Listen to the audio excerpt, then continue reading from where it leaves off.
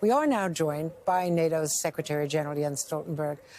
Secretary General Stoltenberg, thank you very much for joining us. I know I can't even imagine how busy your day is, and you've just been chosen for another term, which would be a third term, I believe, because of your leadership in this moment of crisis. And it's a great tribute to you and what you have done in pulling this alliance together, sir. Thank you so much for having me, Andrea. Well, I want to get to what the NATO agreement really means in terms of the commitments to President Zelensky. He wants 500 tanks. He wants specific weapons. He's warning you can't, if you don't stop Putin in Ukraine, he'll go all the way into NATO countries, into NATO territory. What can you do to stop Vladimir Putin? He doesn't seem to be deterred by sanctions.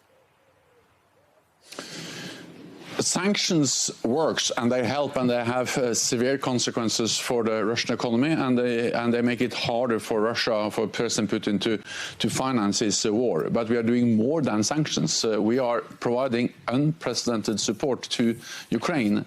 NATO allies are delivering significant military support, including advanced air defense systems, anti-tank weapons, ammunition, and many other types of military support on top of the financial and humanitarian support. And this is making a difference on the battlefield. That's one of the reasons why the Ukrainians have been able to resist the Russian invasion. But then, of course, we also have a responsibility to ensure that this conflict do not escalate beyond Ukraine and become a full-fledged war between Russia and NATO. That will cause much more devastation, death and destruction. And that's the reason why we are also strengthening the military presence of NATO in the eastern part of the alliance, not least led by the United States and the Biden administration. President Zelensky said that Russia has used phosphorus bombs. And I know that's not part of the chemical weapons treaty. It's not a chemical, but it is a substance that is restricted, especially against civilian populations. Have you and NATO been able to confirm the use of phosphorus bombs? I'll be careful going into every report we see about the use of different types of weapons. But what I can say is that, of course, we have seen, what the rest of the world has seen, is that civilian infrastructure, civilian residential areas have been attacked again and again and in many different cities. And we have seen a high number of civilian casualties. And this just highlights the importance of ending this war, and therefore we are putting maximum pressure on President Putin, partly with the sanctions, partly with the support to Ukraine, and partly with the increased presence of the NATO forces in the eastern part of the alliance, to make sure that he ends the war and withdraw all his troops and engage in good faith in diplomatic efforts. What would be the trigger? What would Vladimir Putin have to do to Ukraine to trigger a NATO response to protect a country that is not a NATO member? Well, let me start by just reminding everyone on that NATO's core responsibility is to protect and defend all NATO allies, 30 countries, 1 billion people, and we do that with the fact that we have increased readiness of more than 100,000 of NATO forces across the alliance. There are now 100,000 US forces in Europe, and something that actually was a result of a very decisive and quick reaction from the United States, and all allies commend that. And then there are tens of thousands of troops under direct NATO command, supported by air and naval assets. I say this because this is our core responsibility to protect NATO allies. Then we support Ukraine, which is a highly valued partner. And of course, any use, for instance, of chemical weapons would totally change the nature of the conflict. It will be a blatant violation of international law, and it will have wide-ranging, severe consequences. So we really highlight the importance of that Russia should never use these kind of illegal weapons against any country, and of course not against Ukraine either. Was there agreement in principle on what steps NATO would take today if he were to use chemical, biological, or God forbid, nuclear weapons?